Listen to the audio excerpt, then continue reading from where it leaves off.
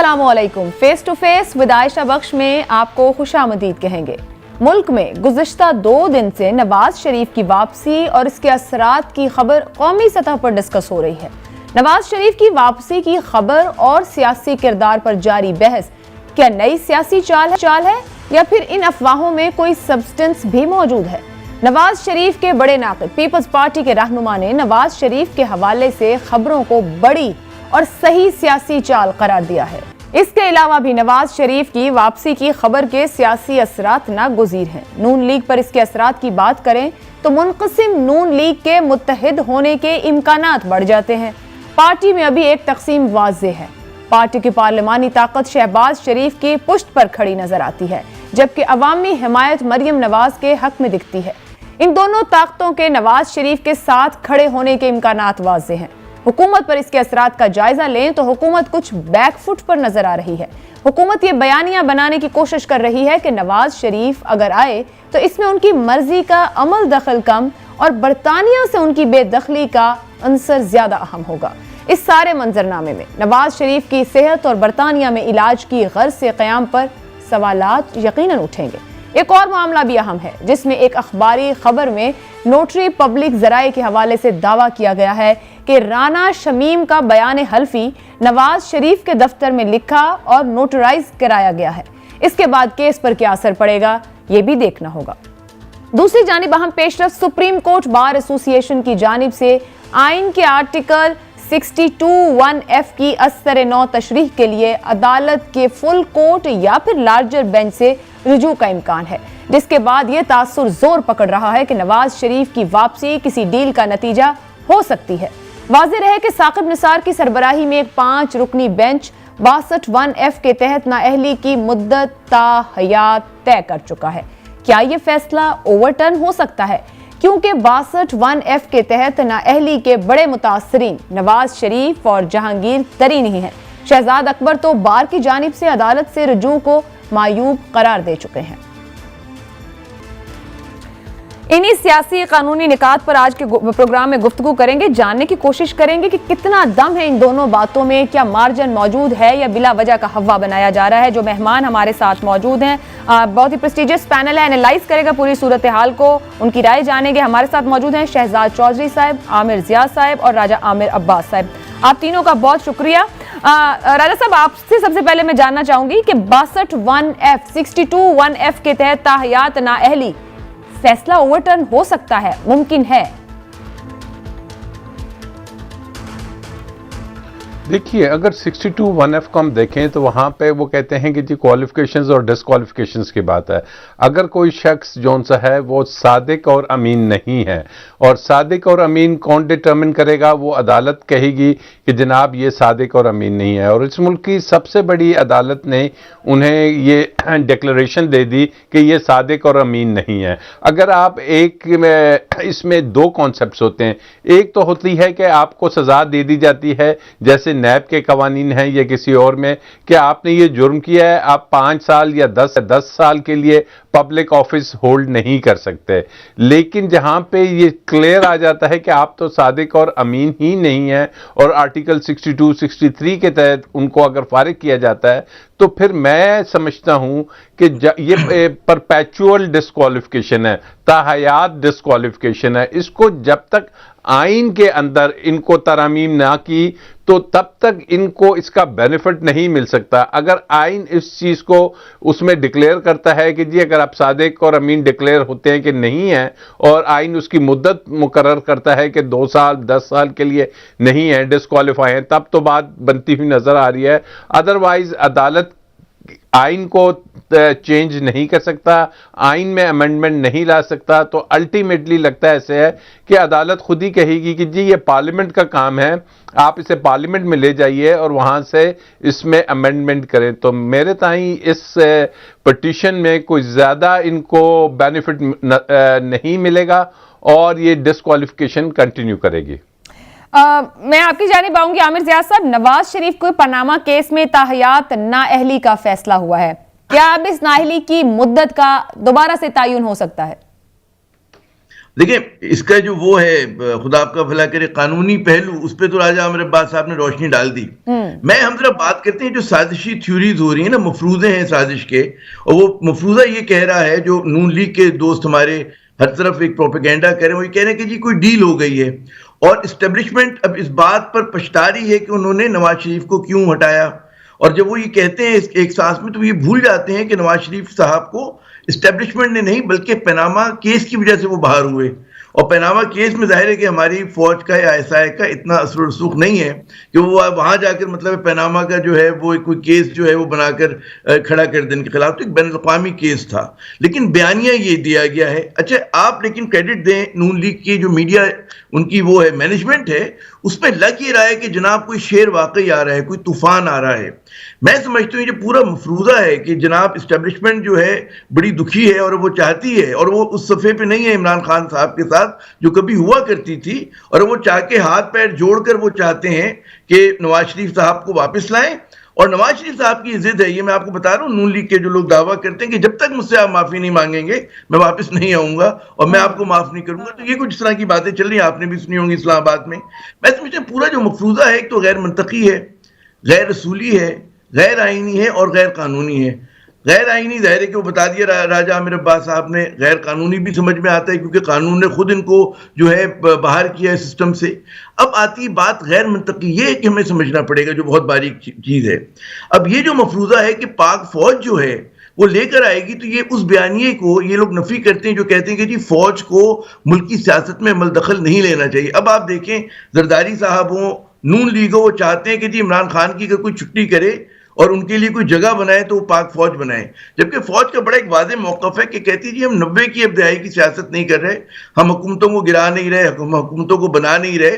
और उसका सबूत अब वो ये देते हैं कि जनाब अब तो जब इलेक्ट्रल एक्साइज हुई, बाई इलेक्शन हुए, और खुदा गिलगित बल्दिस्तान में इलेक्शन हुआ, तो उन्होंने बैलेट बॉक्सेस तक को जो है फौज ने कहा हमने इनकी नकलो हमल हमारी जिम्मेदारी नहीं है, we want to stay away from politics. और ये बड़ी कंसिस्टेंट एक पॉलिसी है। तो ये लोग जो है फौज को बदनाम करके ड्रैग डाउन करना चाह रहे हैं। अच्छा, एक और गैर मंतकी बात है आयशा, एक लम्हा और मैं दूंगा, वो ये कि ये समझते हैं कि जी आपने फैसला किया, अदालत ने निकाला और एक बयानिया है। अब आप समझते हैं कि रातों रात कोई उठेगा और वो कहेगा बच्चा जमूरा घूम जा, तो फौज जो है वो कहने लगेगी कि जी नवाज शरीफ साहब तो बड़े अच्छे आदमी हैं, सोने से धुलकर आए हैं, जरदारी साहब तो बहुत ही ईमानदार हैं। और फिर जो हमारी कौम है पाकिस्तानी, वो गुलाम इब्ने गुलाम है कि जो इन दो खानदानों की, यानी कि इनके भाई भतीजे बेटे बेटियां दामाद और पता नहीं नवासे नवासियां, हम इनकी गुलामी के लिए, तो ये जमहूरियत तो फिर फ्रॉड हो गई। तो ये मेरी मंतक में नहीं आता कि पाकिस्तानी कौम जो है 22 करोड़ का मुल्क है, ये लोग कहेंगे कि जनाब ये मतलब बच्चा जमहूरा, तो हम सब जो है आंखें बिछाकर खड़े हो जाएंगे कि जनाब तालियां बजाएं, अब हम लोग जो है इनके गुलाम हैं, शरीफ खानदान के, जरदारी खानदान के। तो ना ये जमहूरियत है, तो फिर हमें सुकरात बन के, जिस तरह सुकरात ने एक जाली जमहूरियत पे जहर का प्याला पिया था, तो हमें भी यही करना पड़ेगा कि जो जमहूरियत ये लोग चाहते हैं हम पे नाफिज करना, ये तो बड़ा क्या है ये। जी आप मेरे ख्याल में बिल्कुल ठीक, आपने जो गैर मंतकी की बात की है, यहाँ तो बहुत कुछ ही गैर मंतकी हमारी सरजमीन पर तो होता रहता है आमिर साहब, मैं एग्री करूंगी, ये भी बहुत ही गैर मंतकी सूरत हाल है हर दो सूरतों में अगर इसको सामने रखा जाए।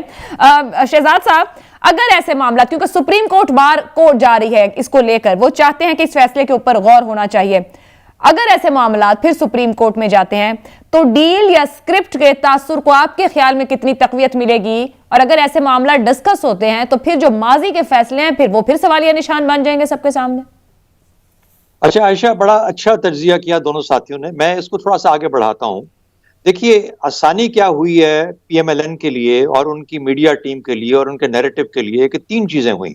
एक, उन्होंने जब वो नवाज शरीफ साहब को हटाया गया और उसके बाद पिछले 2-3 साल के अंदर एक एंटी आर्मी नैरेटिव उन्होंने बिल्ड किया, वोट को इज्जत दो और हमें क्यों निकाला या मुझे क्यों निकाला वगैरह वगैरह, और फिर नाम लेके प्रेशर डाला फौज के ऊपर, इस ख्याल से कि अगर हम ये प्रेशर डालेंगे तो फौज 2 कदम पीछे हटा लेगी पीटीआई की गवर्नमेंट से। ये अज्यूम किया जाता है कि वन पेज का जिक्र होता था, तो उस पेज से इतना सामने खुल के नजर नहीं आएगी, ये उनकी बुनियादी नुक्ता था। उसके बाद क्या हुआ, तनाजुर बनता है 2 चीजों से, एक वाशी हालत जो कि इमरान खान की हुकूमत के अंदर खराब हुई, और तीसरी चीज ये हुई जो कि अभी वोट्स जिस किस तरीके से वोटिंग हुई और आपने खैबर पख्तूनख्वा में लोकल बॉडीज का देखा, क्योंकि ये बहुत रिसेंट है। लेकिन इस दौरान में उन्होंने एक जो प्रेशर बिल्ड किया वो हमारे जुडिशियल सिस्टम पे और राना शमीम साहब आ गए, शौकत सिद्दीकी आ गए, फलाना आ गया, वो 2-3 साइकिल पर उनके ऊपर प्रेशर बिल्ड किया और साथ ही साथ ये कहना शुरू कर दिया कि हमारी तो डील हो गई है, ताकि फौज भी प्रेशर में आ जाए और पीटीआई को महसूस हो कि वाकई हमारी इस पुअर परफॉर्मेंस की वजह से और केपी के अंदर अपने वोट हारने की वजह से शायद फौज का भी नुक्ता नजर तब्दील हो गया हो। जब पीटीआई ये समझेगी तो एक टेनिस में टर्म होती है जिसको अनफोर्स्ड एरर कहते हैं। आप ऐसी गलती करते हैं जो कि आपने प्लान नहीं की होती, लेकिन आपका जो एडवर्सरी है, जो आपके साथ खेल रहा होता है, वो गलती कर बैठता है। वो जब गलती कर बैठता है ये प्रेशर में आके के शायद आपको दूसरा खिलाड़ी कुछ और चाल चलने वाला है, तो उसको अनफोर्स्ड, तो ये अनफोर्स्ड एरर करवाना चाह रहे हैं पीटीआई से। कोई ऐसा काम कर दें, शायद इमरान खान हुकूमत को डिसॉल्व कर दे, शायद पार्लियामेंट खत्म करा दे, शायद कुछ कर दे, शायद घबरा जाए, शायद वो ये कहे कि वाकई में जो 1 पेज अब नहीं रहा और जिस किस्म की मेरी परफॉर्मेंस रही है, अब ये फौज मामला मुख्तलिफ तरीके से सोच सकती है। मेरे ख्याल में जो बुनियादी बात कि आमिर ज़िया साहब ने, उसको हमें समझना चाहिए कि फौज के ऊपर, मिसाल के तौर पे, अगर फौज का ये एलिगेशन समझ भी लिया जाए कि अच्छा उन्होंने कुछ किया था या उनका हमेशा से और अमल दखल रहा है और अब आइन की हुक्म अमलदारी होनी चाहिए, उनको कदम पीछे हटाना है, तो मैक्सिमम ये फौज क्या करेगी कि किसी भी इलेक्शन के अंदर, starting now till the national election, अपने आप को पीछे हटा लेगी, जिसका जिक्र आमिर ज़िया साहब ने किया, और कहेगी कि आप अपने इलेक्शन कर लीजिए और जो सामने ऊपर आता है आ जाइए, हमने बहुत गालियां खा ली हैं, हम और आपसे गालियां नहीं खाएंगे सियासतदानों से, और हम अपनी पोजीशन को खराब नहीं करेंगे। आपके हाथ में ये मुल्क है, आप चलाएं जिस तरह चला सकते हैं। आफ्टर ऑल पिछले 3 साल से भी तो चल रहा है ना, तो आप कोई और आ जाएगा तो चला लेगा, चला के देख लेगा। तो मेरा ख्याल है कि ये तमाम मंतक के हिसाब से, गैर मंतकी नहीं, मंतक के हिसाब से कोई चीज अपनी जगह पे बैठ नहीं रही। मेरा ख्याल है बड़ा स्मार्टली नैरेटिव बिल्डअप। सर, जब आप कह रहे हैं ना कोई चीज अपनी जगह पर बैठ नहीं रही, तो ऐसे में ये एतजाज एहसन साहब का बयान है, वो 1-2 जगह पे उन्होंने गुफ्तगू की है, मैंने भी उनको 2 जगह पे सुना है।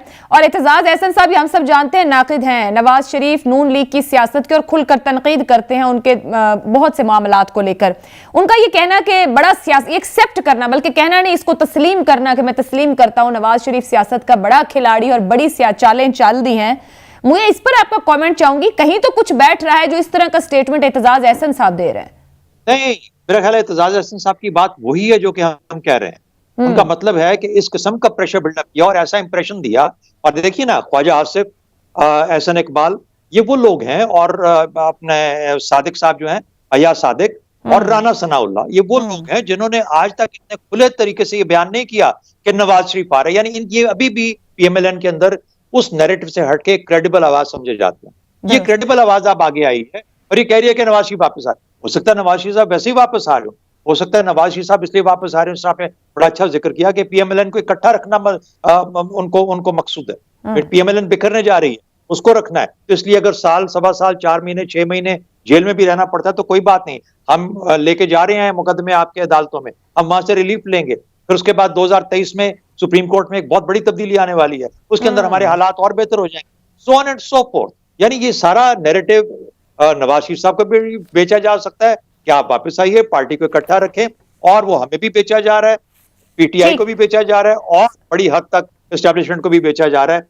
कि आप भी जरा और प्रेशर में आ जाइए और आहिस्ता आहिस्ता इसको एक्सेप्ट कर लें, इस आइडिया को जो कहा जा रहा है। इसको ऐसे कंक्लूड कर लें कि मंतकी या गैर मंतकी, मगर नवाज शरीफ ने अपनी सियासत के नैरेटिव को बिठा लिया है, कहीं ना कहीं प्रेशर डालकर जारहाना अंदाज इख्तियार कर रही है नून लीग। मगर ये क्या फायदा देगी? राजा आमिर अब्बास साहब, ये जो राना शमीम का बयान हल्फी था, अब जो इससे मुताल्लिका आज खबर छपी है कि इसको नवाज शरीफ के दफ्तर में लिखा और वहीं नोटराइज करवाया गया है, तो ये कहां ले जा खड़ा करेगा उस पूरी बात को जिसके ऊपर इतना बड़ा हवा बनाया गया? वो जज साहब आए, उन्होंने कहा कि मैंने वहां रखा था बयान हल्फी, पता नहीं था, और अब ये पता चलना कि नवाज शरीफ के दफ्तर में बैठ के लिखा गया, नोटराइज करवाया गया, तो ये तो फिर कहीं नवाज शरीफ को पॉइंट 0 पे नहीं लाके खड़ा कर देगा कि जो यहां पर उन पर बहुत सी बातें, इल्जामात होते हैं कि किस तरह मामला हैंडल होते हैं, ये बाहर बैठकर भी यहां हैंडलिंग हो रही है। आयशा, एक बात इस बात पे आने से पहले कि जैसे अभी आपने इसको कंक्लूड किया, जो पहले बात हो रही थी कि मंतकी या गैर मंतकी अंदाज में नवाज शरीफ साहब ने अपनी सियासत को, तो ये सियासत से बढ़ के एक चीज़ है कि जो कि हमने उस सुप्रीम कोर्ट की जजमेंट में देखा था कि जो माफियाज हैं, तो मैं समझता हूं कि ये जो सिसिलियन माफिया शायद इस लेवल का नहीं था जिस लेवल पे ये इस अंदाज में इस तरीके से हर जगह पे अटैक्स हो रहे हैं और एक गेम की जा रही है।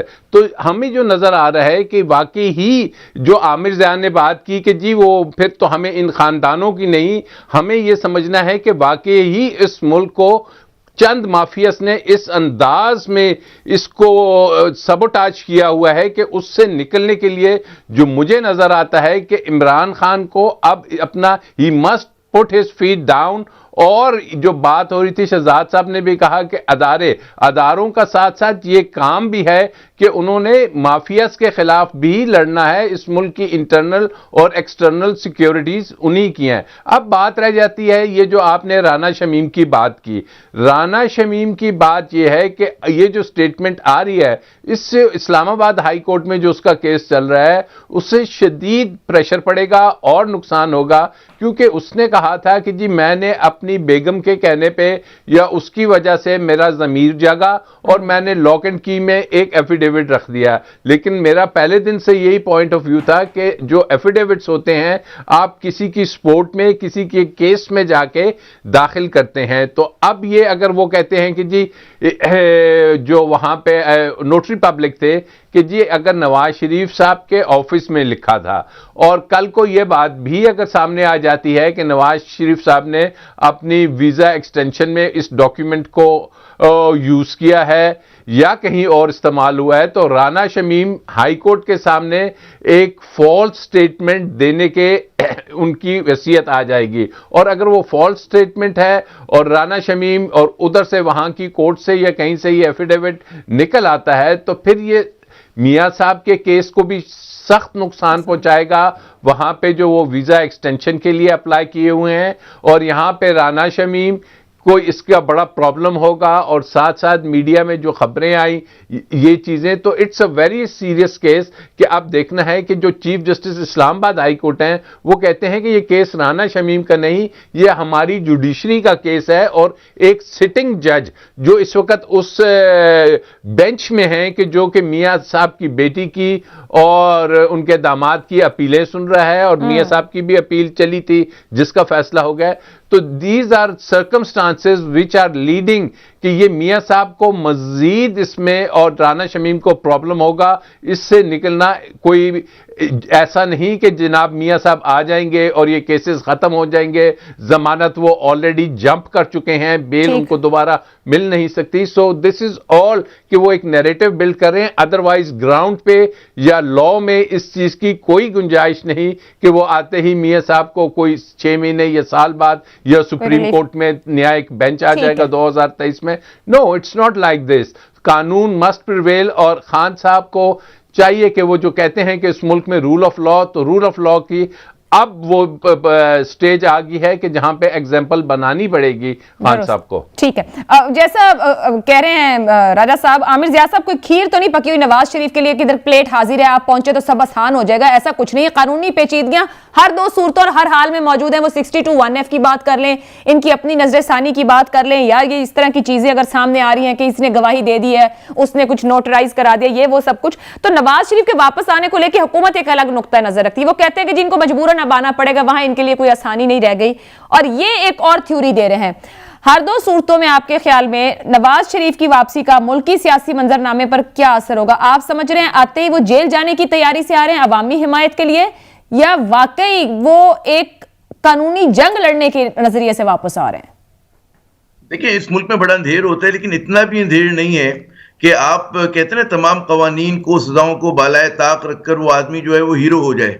फर्ज करें कि अवामी मकबूलियत भी है, लेकिन उसके बावजूद उनके ऊपर केस है, कन्विक्शन हुई भी है, तो क्या अवामी मकबूलियत की वजह से अदालत जो है अपना राय बदल देगी? आपके ख्याल में ऐसा होना चाहिए? मेरे ख्याल में तो मैंने तो कहीं ऐसी मिसाल नहीं देखी। फिर ये अजीब बदनसीब मुल्क बनेगा कि जहां पर कोई केस जो है कभी उसको क्लोजर ही नहीं होता। यानी कि अगर आपके पास पैसे हैं, धन दौलत है, बैन अल-अक़वामी आपके कहते हैं ना आपके एजेंडास को आप पूरा कर रहे हैं, तो आप कहीं ना कहीं से मैनिपुलेट करके दोबारा सिस्टम में आ जाएंगे। और फिर हमारी जो इस्टेब्लिशमेंट है या फौज जिसकी बात करते हैं, फौज का सियासत में अमल दखल ना करना एक अलग बात, लेकिन कानून को और हुकूमत वक्त की मदद करना उनका आईनी जो है किरदार है। है। अब उसमें अगर हम बात करें कि जी फौज जो है वो कि इतनी भोली, उन्हें नहीं पता कि जो नवाज शरीफ साहब और मरियम साहिबा के इर्द गिर्द का क्लोज सर्कल है वो कितनी बुग़्ज़ और कितनी अनाद रखता है फौज और फौज की क़यादत के साथ, और वो फौज का कॉम्प्लेक्शन बदलना चाहता है, वो रियासत पाकिस्तान की हैयत तब्दील करना चाहते हैं। आमिर ज़िया साहब, जो माज़रत कतई कलामी की जो नून लीग खुद कहती है, जो शहजाद साहब ने भी जिक्र किया कि आगाज में ये लोग जब बात कर रहे थे, जब वोट को इज्जत दो का नारा था, तो शख्सियात का नाम लेकर भी बात करते रहे, मगर अब हालिया कुछ अरसे में देखें तो वहां शख्सियात का नाम बदलकर डायरेक्ट टारगेट इस वक्त हुकूमत हो रही है, इमरान खान साहब हो रहे हैं। आप समझते हैं कि उन्होंने कोई स्ट्रेटेजी बदली है? नहीं, आप स्ट्रेटेजी बदल दें, लेकिन जब मुझे से एक नाकारा सहाफी को कराची में बैठ के बहुत सारी बातों का पता है, तो जो हमारे साथ इदारे होते हैं वो आपके ख्याल में उनको कुछ नहीं पता होता, और वो अगर एकदम मैं अपना बयान तब्दील कर लूं तो उसका मतलब है कि मैं जो हूं सही हो गया उससे। ये ऐसा नहीं होता। वो जब अगर फर्ज करें कि कल तक वो इस इदारे के खिलाफ प्रोपेगेंडा कर रहे थे, इस इदारे को वो पंजाब पुलिस बना के ट्वीट अगर करना चाह रहे थे, तो जाइम जो है दो बयान से तब्दील तो नहीं हो गए।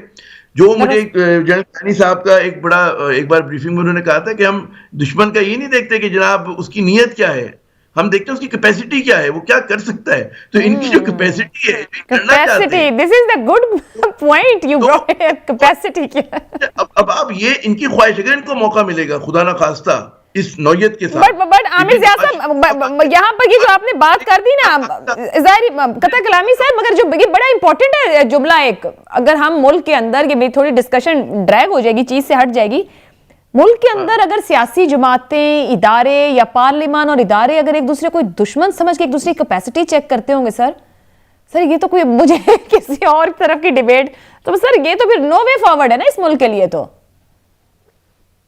ये मुझसे पूछ रहे हैं आप? जी बिल्कुल सर, क्योंकि ये नुक्ता आपने ही अचानक से सामने रख दिया। बात ये होती कि देखिए ये कौन जो है वो उन एजेंडास पे काम कर रहा है। आप मुझे बताएं, नवाज शरीफ साहब से जो लोगों को शिकायत थी जब ये दौर इनकी हुकूमत थी, आप वो एम्बेसडर अब्दुल बासित साहब की किताब पढ़ लें, हॉस्टिलिटी, उसमें पूरा कच्चा चट्टा जो इनके भारत के साथ रिश्ते नाते हुआ करते थे, और जिस तरह से हमारी कश्मीर पॉलिसी को खैर बाद में मजीद डैमेज हुई, जो उनके दौर में शुरुआत हुई, या लोगों को नहीं पता। ये नहीं पता कि जाकर जब आप मतलब है कि इंस्टीट्यूशन से बालातर होकर, वजीर आजम यकीनन आप हैं, लेकिन आप किसी एम्बेसी के अंदर काम करते हैं, आप इदारों के साथ, फॉरेन मिनिस्ट्री के साथ, फौज के साथ, ISI के साथ मिलकर आप पॉलिसीज बनाते हैं। तो राजवाड़ा समझा हुआ था कि मोदी को आपने कहा भाई आप आ जाएं, बगैर वीजे के आ जाएं, बगैर पासपोर्ट के आ जाएं, मेरा हेलीकॉप्टर वहां पर होगा। बात ये होती कि जो रियासत के अमूर होते हैं वो खानदानी दोस्तियों पे नहीं चला करते। रियासती मफाद जो होता है वो शख्सियत के और खानदान के और कारोबार के मफाद से बहुत बुलंद होता है।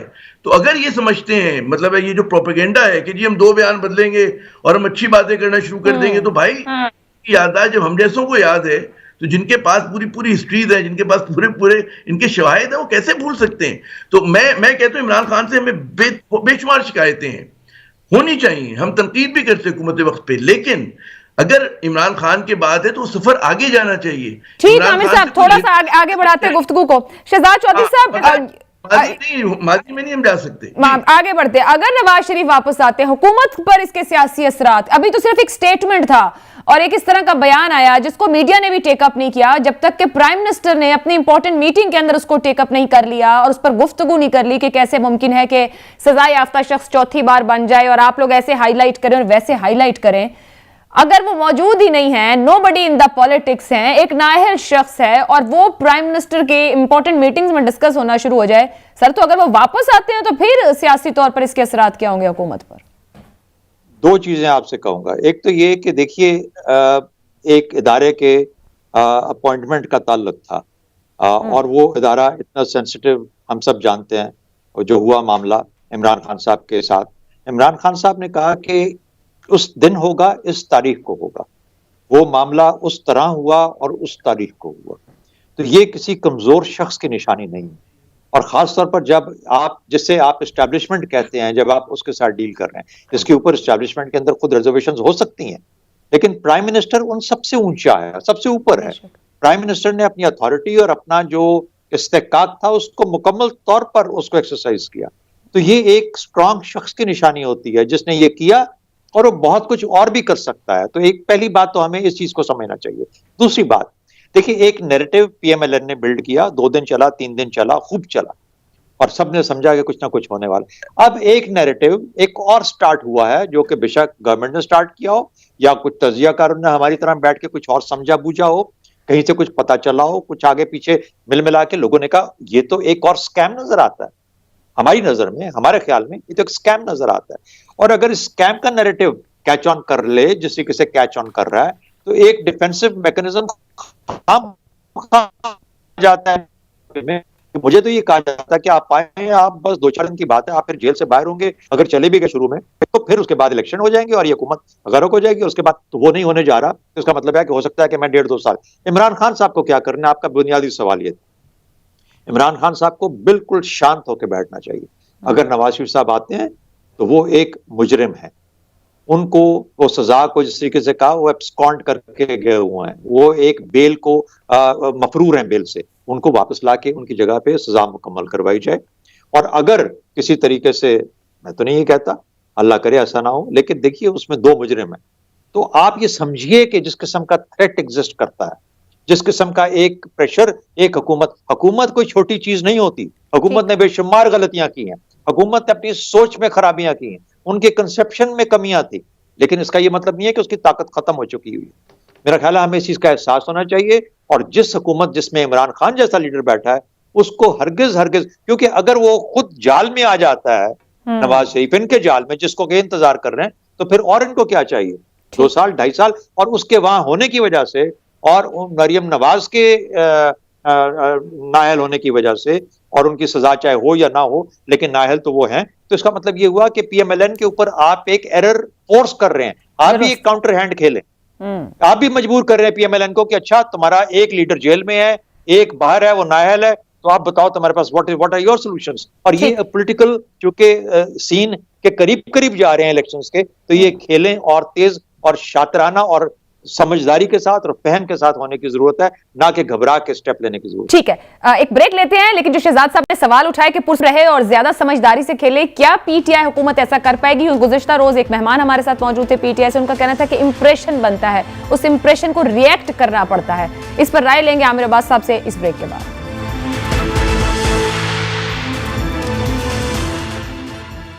प्रोग्राम में आपको एक बार फिर खुश आमदीद कहेंगे। राजा आमिर अब्बास साहब, गुफ्तगू जहां पहुंची उसमें शहजाद साहब का ये कहना है कि हुकूमत को समझदारी से चलने की ज़रूरत है, अगर कुछ ऐसा मामला हो भी रहा है तो शांत यानी कि पुरसुकून रहे, खामोशी इख्तियार करे और असेस करे।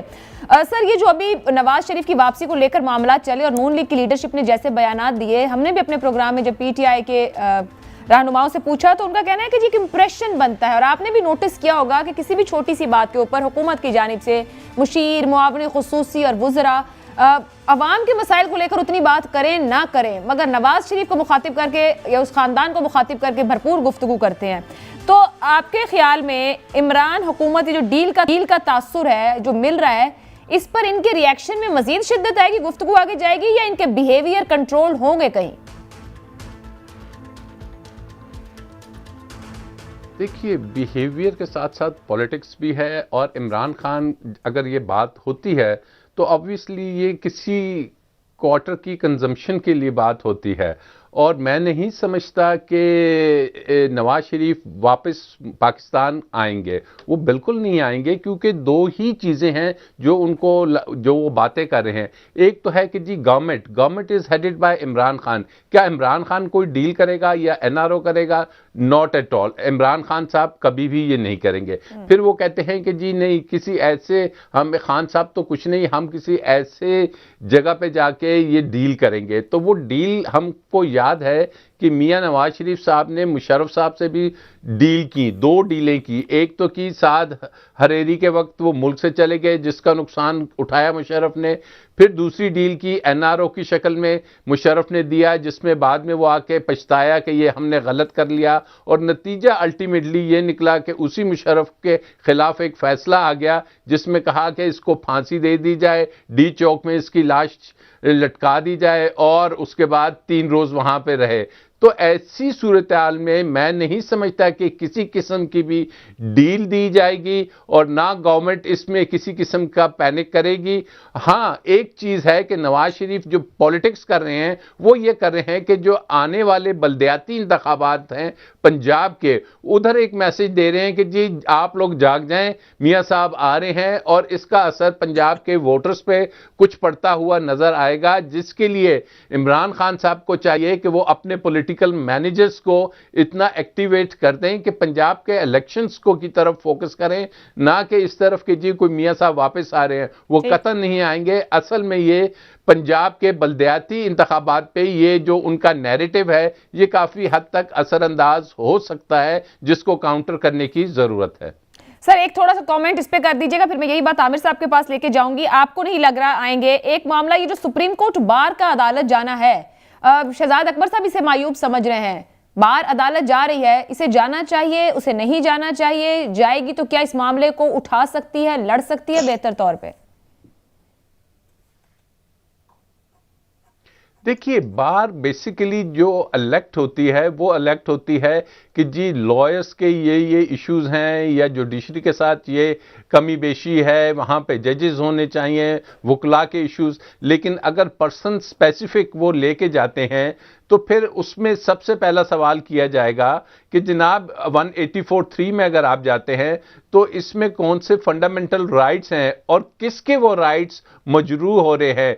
क्या वो बार के हो रहे हैं या वो कहेंगे कि जी नहीं वो मियां साहब को, जैसे कि आपके इल्म में है कुछ अरसा कबल कुछ हमारी मीडिया की और एनजीओज वगैरह भी इस्लामाबाद हाई कोर्ट में गए थे और उन्होंने कहा कि जी नहीं ये तो फ्रीडम ऑफ स्पीच का राइट मिलना चाहिए और वहां से उनकी वो पिटीशन उड़ा दी गई थी।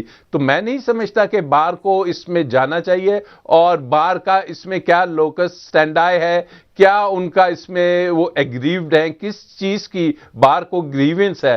तो ये तमाम चीजें अगर होंगी तो फिर सुप्रीम कोर्ट इस पे बड़ा वैलिड क्वेश्चन उठाएगी और इस पिटीशन को शायद अल्टीमेटली ये होगा कि सुप्रीम कोर्ट अगर सुन भी लेगी तो वो कहेगी कि ये आइन की, ये पहले भी बातें हुई है सुप्रीम कोर्ट में, तो वो ये कहेगी कि आइन में ये चीज प्रोवाइडेड है, इसको पार्लियामेंट ले जाइए, ये पार्लियामेंटेरियंस का काम है, सुप्रीम कोर्ट का काम नहीं है। ठीक है। अवामी नुमाइंदे की ताहयात नाहली आमिर जिया साहब, वहां से कहा गया जब इसको एक्सप्लेन किया गया सुप्रीम कोर्ट बार की जानिब से कि ये अवाम का हक है, इसका कोई टाइम पीरियड होना चाहिए।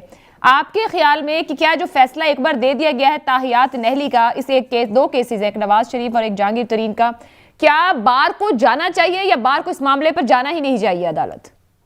ये बिल्कुल नहीं जाना चाहिए। बहुत ही मनफी ये जो सियासत कर रहे हैं, और सिर्फ इस केस के हवाले से नहीं, सुप्रीम कोर्ट बार का देखें कि जिन मखसूस लोगों का उस पर कब्जा है और वो जिस तरह से मतलब है, चाहे वो कॉन्फ्रेंस का किसी को इनेकाद हो रहा हो, चाहे वो इस तरह के कहते हैं केसेस लेकर जा रहे हो, उसमें आप देखें कि एक मनफियत है और वो वकला की कानून की हुक्मरानी के लिए नहीं कर रहे। वो लग रहा है कि जैसे हमारे यहाँ बाज़ इंसानी हकूक़ की तंजीमें बुनियादी तौर पर क्रिमिनल राइट कमीशन बन गई है, उसी तरह बार भी इसी तरह की हरकत कर रही है। तो मैं तो बतौर सहाफ़ी समझता हूँ कि भाई आप अपनी न्यूट्रलिटी रखें, आप जो है अपनी चीज़ों की नुमाइंदगी करें। ये बिल्कुल एक काबिल मुजम्मत उनका अमल है कि एक आप कन्विक्टेड आदमी के लिए आप जाके खड़े हो रहे हो और आप ये कर रहे हैं कि जी आप किसी केस का क्लोजर नहीं होने दे रहे। तो यहाँ पर जी पोते के ज़माने में केस शुरू होगा, दादा के ज़माने तक चलेगा, उसके बाद नस्लें गुजर जाती हैं। तो आप उसमें वकला का बहुत बड़ा हाथ है और हमारे यहाँ जो रिफॉर्म की जरूरत है, तो इस तरह की रिफॉर्म की जरूरत भी है कि वकला जो है वो केसेस को ड्रैग करवाते हैं, पैसे बनाते हैं, वो कहते हैं कि जी फैसले ना हो। आप मुझे बताएं, नूर मखदूम का केस है, ओपन एंड शट केस है, अब तक तो फांसी हो जानी चाहिए थी उसकी। तो ये तो मतलब है कि ये नवाज शरीफ के नाम पे लड़ने के लिए खड़े हो गए। गालिबन एक मिसाल नहीं बनती, लेकिन मैं ये बता रहा हूँ कि डिले कितना है हमारे यहाँ। और उसमें ये इस तरह की जो तंजीमें हैं, इन्होंने एक ज़माने में वो कहते हैं जब वकला तहरीक चलाई थी तो उसका क्या नतीजा निकला था।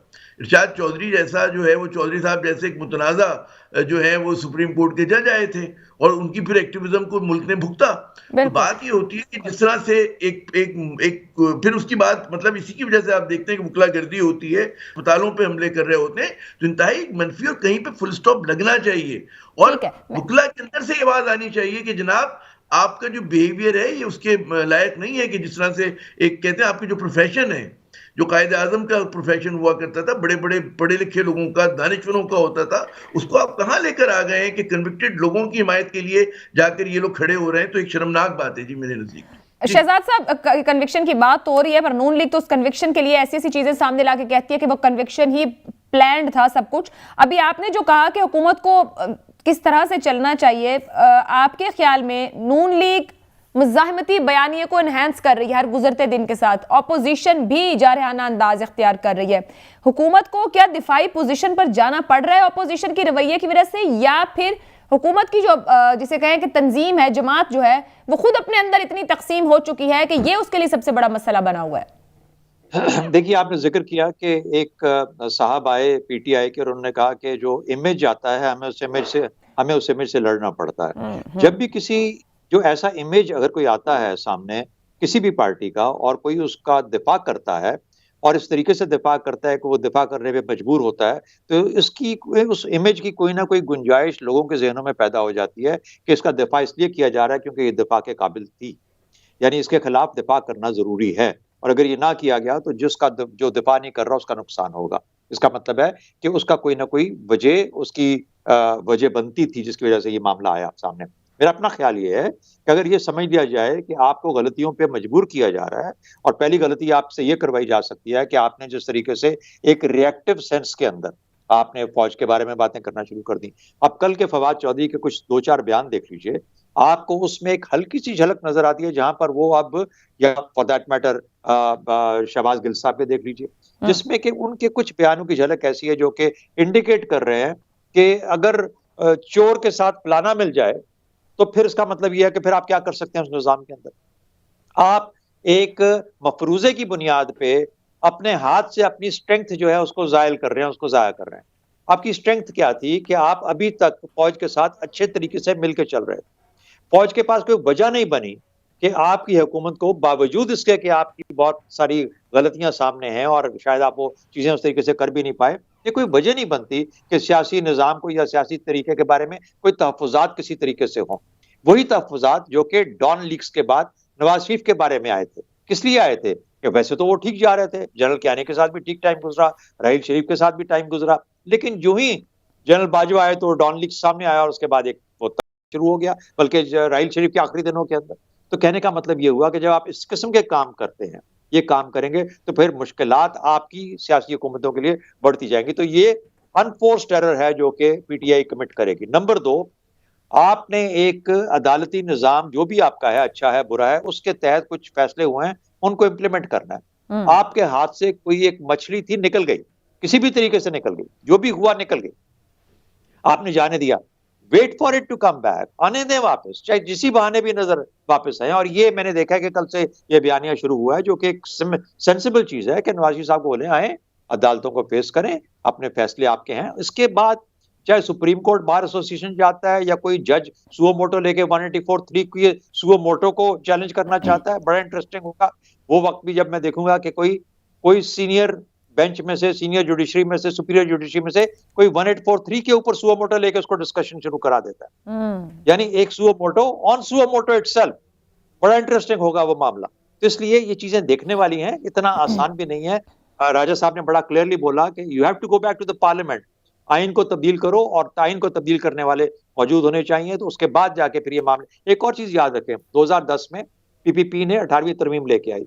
18वीं तरमीम बेसिकली, बेशक उनके अपने मफादात भी थे, कुछ और चीजें भी थी, जुडिशरी के मामला भी थे, लेकिन एक होलसम रिव्यू था पूरी कॉन्स्टिट्यूशन का, और जितने भी वो मामला जो कि मुशर्रफ के जमाने में या उससे पहले आए थे ज़ियाउल हक के जमाने में, उनको साफ करना मकसूद था। 62-63 नहीं किया गया, 184(3) नहीं किया गया, यानी वो 2010 की पाकिस्तान पीपल्स पार्टी की एक लिबरल जमात ने महसूस किया कि हमारे निज़ाम के अंदर एक किसी हद तक तत्हीर का जो अमल है वो उस तरीके से कायम होगा अगर हम इसको रखेंगे इस जगह के ऊपर। हमारी क्रेडिबिलिटी इससे कैसे एस्टैब्लिश होगी कि हम इस मामला को रखेंगे। तो आज ये सब कुछ एक शख्सी टारगेटेड तरीके के तौर पे किसी एक शख्स के लिए चेंज किया जाए, मेरा नहीं ख्याल कोई भी बेंच, कोई भी जुडिशरी या कोई भी निज़ाम इसको इस तरीके से एक्सेप्ट कर सकते हैं। राजा साहब, हुकूमत के लिए एग्जाइल में मौजूद नवाज शरीफ आप समझ रहे हैं ज्यादा प्रॉब्लमेटिक हो सकते हैं, पाकिस्तान में जेल में मौजूद नवाज शरीफ ज्यादा प्रॉब्लमेटिक है, या फिर वाइस वर्सा के कहां उनका रहना ज्यादा हुकूमत के वक्त के हक में जाता है? कहते हैं। देखिए, कल उसकी जो इनके हैं पंजाब के सदर राना साहब, सनाउल्लाह साहब, उनकी स्टेटमेंट आ रही थी कि जनाब मियाँ साहब वहाँ से बैठ के इलाज तो अपनी जगह, वो जिस अंदाज में पार्टी को चला रहे हैं तो वो फुली इन्वॉल्व हैं पार्टी पॉलिटिक्स में और पाकिस्तान की सियासत में, और अच्छे तरीके से वो उसको कर रहे हैं। तो मैं समझता हूं कि हुकूमत को ये समझ लेना चाहिए कि मियाँ साहब पाकिस्तान आते हैं या नहीं आते हैं। मेरे ख्याल में वो पाकिस्तान आएंगे तो ये हुकूमत के लिए आसानी हो जाएगी कि वो नून लीग से ज़्यादा अच्छे अंदाज में, एक मौसर अंदाज में टैकल करेगी पॉलिटिकली, क्योंकि इंसाफ देना अब ये नहीं होगा कभी भी कि मियाँ साहब आएंगे तो उनको ज़मानत दे दी जाएगी या उनको वो कहा जाएगा कि जी ठीक है आपके जाती उम्रा को हमने जेल डिक्लेयर कर दिया है। ये पहले भी हुकूमत ने ही किया था कि उनको फैसिलिटेट कर दिया, और फिर उसके बाद कभी उनके घर पे उनका जो जेल में जब थे तो हुकूमत पंजाब की एम्बुलेंसेस और हॉस्पिटल्स मियाँ साहब के लिए ऐसे थी कि जहाँ पे एक तरफ हुकूमत बात करती थी कि जी रूल ऑफ लॉ सब के लिए एक जैसा होगा, लेकिन मियाँ साहब को वीवीआईपी ट्रीटमेंट करती थी। और फिर इमरान खान साहब का आपको वो स्टेटमेंट मेरे ख्याल अमेरिका में था, जहाँ पे उन्होंने मुंह पे ऐसे करके कहा था कि मियाँ साहब आप वापस आओ, हम तुम्हें कहाँ पे रखेंगे। तो मुझे नहीं लगता कि हुकूमत को कोई इशू इससे होगा। हुकूमत का जो असल इशू है उस पर फोकस करें, अपनी पॉलिटिकल मैनेजमेंट करें, बल्दियाती इंतखाबात में रिजल्ट्स दिखाएं, गरीबों को, लोगों को कुछ न कुछ रिलीफ दें, और पॉलिटिकल फ्रंट पे पॉलिटिकल अंदाज में इसको टैकल करें। क्योंकि हुकूमत की जो पॉलिटिकल, इमरान खान साहब एक अच्छे लीडर तो हैं, लेकिन पॉलिटिशियन होने के लिए उन्हें जरूरी है कि वो पॉलिटिकल मैनेजर्स कुछ अच्छे लेके आएं, और आगे इलेक्शन का सीजन आ रहा है और इलेक्शन तक मुझे नहीं लगता कि मियाँ साहब वापस आएंगे, वहीं से करेंगे। आमिर ज़िया साहब, ये जो पॉलिटिकल मैनेजमेंट और कुछ अच्छे लोग लाएं और पॉलिटिकली मैनेज करें, केपीके के बल्दियाती इंतखाब के नताइज के बाद उन्होंने सारी तंजीमें पीटीआई की तहलील करके कुछ सिलेक्टेड लोग लगा दिए हैं। सर वैसे कहीं खेल हो तो कप्तान पर जिम्मेदारी फिक्स होती है, कोई टीम अच्छा ना खेले, यहाँ पर सारी टीमें फारिग कर दी गई हैं, कुछ लोग सिलेक्ट कर लिए गए हैं, तो कोई अच्छी मैनेजमेंट मिल जाएगी पीटीआई को बतौर जमात पॉलिटिकली बेहतर खेलने के लिए, क्योंकि अभी पंजाब में भी इलेक्शन है बल्दियाती। मैं समझता हूँ नीजक रिएक्शन है। देखिए, जो मजबूत तंजीमें होती हैं, सियासी जमातें, वो दो काम करती हैं कि जो वज़रा होते हैं वो अलग होते हैं और जो पार्टी चलाना एक कुल वक्ती काम होता है, उसके लिए ऑपोजिशन में इमरान खान साहब भी यही कहा करते थे कि ऐसा ही होना चाहिए। जी, मैं उसी तरफ आ रहा हूँ, उनका वादा था। तो अच्छी बात ये होती है कि फर्ज करें कि अगर इनको इतनी जरूरत थी वज़रा की पार्टी को बनाने के लिए, तो उनसे वफाकी वजारतें छुड़वाएं और उनसे कहें कि पार्टी की तंजीम साजी पे तवज्जो दें। मुझे लेकिन कुछ इसमें जरा से झोल नजर आ रहा है। एक बात ये कि पार्टी सेक्रेटरी जनरल है असद उमर साहब, बड़ा नाम है, और उनको अगर मैं कंपेयर करता हूँ अपने भाई से मोहम्मद जुबैर साहब से, तो मोहम्मद जुबैर साहब का पीआर जो है और लोगों में मिलना जुलना ज्यादा बेहतर है। असद उमर साहब अभी तक शहजादे हैं, कॉर्पोरेट कल्चर के आदमी है, तो वो अवामी शख्सियत नहीं है कि जो कारकुनों को जोड़ के रख सकें।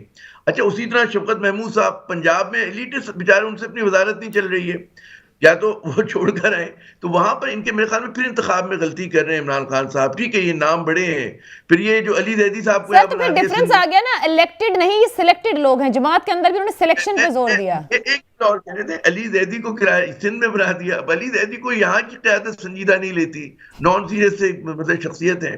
तो मैं ये कह रहा हूँ कि जो इंतखाब है उसमें फिर गलती है। और चलें, आपके पास इससे बेहतर लोग नहीं है तो इनको वजारतों से इनको छुड़ाएं और इनसे कहें कि जी तंजीम साजी कुल वक्ती काम है और अपनी सियासत करें, कारकुनों में जाएं, तंजीम बनाएं। और वो जो मैं राजा साहब ने कहा कि जी लोगों को रिलीफ दें, अच्छी गवर्नेंस करें, वो बिल्कुल होना चाहिए। लेकिन साथ साथ ये जो चौधरी साहब बात कर रहे थे, बहुत अच्छा, उन्होंने कहा कि जी एक तो नी जग रिएक्शन ना हो। नवाज शरीफ साहब अगर आ जाते हैं अच्छी बात होगी, वेलकम करें, जेल उनकी मुंतजर है। और इनको जो जिस चीज़ की जरूरत है, जो स्ट्रेंथ रही है इस हुकूमत की, कि इनका इस्टेब्लिशमेंट के साथ, इदारों के साथ कोई लड़ाई झगड़ा नहीं रहा। और दुनिया भर में जब रियासतें, कामयाब रियासतें चलती हैं हम आहंगी के साथ, मिलजुल के सारे इदारे चला रहे होते हैं, उसी पेस पर इनको जाना चाहिए। और मैं सबसे आखिरी बात की अकाउंटेबिलिटी ड्राइव को, जो कि डीरेल हो चुकी है, और इनकी सियासत का बुनियादी सतून है उस इत्साब की चीज को इनको दोबारा से पटरी पे लाने की जरूरत है कि जनाब इन्वेस्टिगेशन अच्छी हो, प्रोसिक्यूशन अच्छी हो, वसाइल दें ताकि जिन लोगों के ऊपर केसेस हैं वो केसेस कंक्लूड हो, मजीद अदालतें कायम करें, जो भी करना है ताकि लोगों को सजा हो सके और क्लोजर हो। जी आयशा। शहजाद साहब, लास्ट कमेंट आपसे। जैसे आमिर जिया साहब ने कह दिया, खुद इनकी अपनी बातें डीरेल हो गई, खुद अपने वादे भूल गए। आपने बार बार गुफ्तगू में आज कहा कि फोर्स्ड एरर से बचें हर हाल में और नी जर्क रिएक्शन ना दें। 3.5 साल की पीटीआई की हुकूमत और अभी जो आमिर जिया साहब ने भी तज्जिया किया इनकी हालिया जमाती तंजीमों की तहलील पे कि नी जर्क रिएक्शन है, आप समझते हैं कि पीटीआई बतौर हुकूमत, बतौर जमात सीख पाई है, सीख लेगी कोई अगले साल में कि सेंसिबली और मेच्योरली बिहेव करें या रिएक्शन दें? देखिए, चंद सवाल हैं जो कि जिसका जवाब पीटीआई को ढूंढना चाहिए। क्या पीटीआई पिछले 3.5 साल में पाकिस्तान की सियासत की नौयत को तब्दील कर पाई? यानी ये इशू बेस्ड सियासत हुई और वो इश्यूज किस किस्म के थे, या इशू बेस्ड सियासत नहीं बनी और अभी भी ये एक कॉन्स्टिट्यूएंसी वाली सियासत है, हल्के वाली सियासत है, हल्के वाली, जहां पर के जो हल्के वाले लोग हैं वो ज्यादा इंपॉर्टेंट हैं, इलेक्टेबल ज्यादा इंपॉर्टेंट है। अगर ये मामला है आज भी कि अगर आपको उन चीजों का पता होना चाहिए तो मुझे बताइए शफकत महमूद साहब पंजाब के हल्कों के बारे में कितनी इंफॉर्मेशन रखते हैं, वहां पर जो चीदा लोग हैं उनके बारे में कितनी इंफॉर्मेशन रखते हैं, और अगर उनको भी वापस उन्हीं लोगों के पास जाना है जो कि पहले इससे किसी तरह तंजीम की शक्ल में मौजूद थे, तो फिर इसका मतलब ये हुआ फिर वो मकसद हल नहीं होगा। दूसरा, पीएमएलएन की स्ट्रेंथ पंजाब के अंदर खास तौर पर बहुत ज्यादा एग्जिस्ट करती है, इसमें कोई शक की बात नहीं है, लेकिन उसको पीटीआई एक बहुत स्ट्रॉन्ग लोकल बॉडीज के अंदर मुकाबला दे सकती थी। अब अगर वो नहीं दे पाती वो मुकाबला, तो इसका मतलब क्या होगा कि ये जो आपने 5 या 6 आदमी लगाए तंजीमों के अंदर, अब इनको कहेंगे कि ये तुम लोग फेल कर गए, इसलिए मैं तुम्हें हटा देता हूँ, पार्टी से हटा देता हूँ, ओहदों से हटा देता हूँ, वजारतों से हटा देता हूँ। ये 5-6 आदमी चीदा इनके काम करने वाले सेंटर के अंदर मौजूद थे, लेकिन ये हल्के की सियासत और लोकल बॉडीज की सियासत के ऊपर बिल्कुल ये यूजफुल नहीं है, फायदा सूदमंद नहीं है, क्योंकि इनको उन डिटेल्स का, उन लोगों का पता ही नहीं। तो इसलिए मेरा ख्याल है कि इमरान खान साहब एक ऐसी गलती कर रहे हैं जो कि गालिबन अभी भी उनके पास वक्त है पंजाब के कॉन्टेक्स्ट में और खैबर पख्तूनख्वा के कॉन्टेक्स्ट में कि इसको, हाँ, खैबर पख्तूनख्वा में बेशक जो हमारे वजीर दिफा हैं वो बिल्कुल एक अच्छी चॉइस है, उनको जरूर एक्टिव करना चाहिए, उनका गलती थी उनको वहां से निकाल के लेके आना, उससे पीटीआई ने नुकसान उठाया। लेकिन पंजाब के अंदर मेरे हिसाब से कोई खास जगह नहीं बनती। He will have to go to proven hands.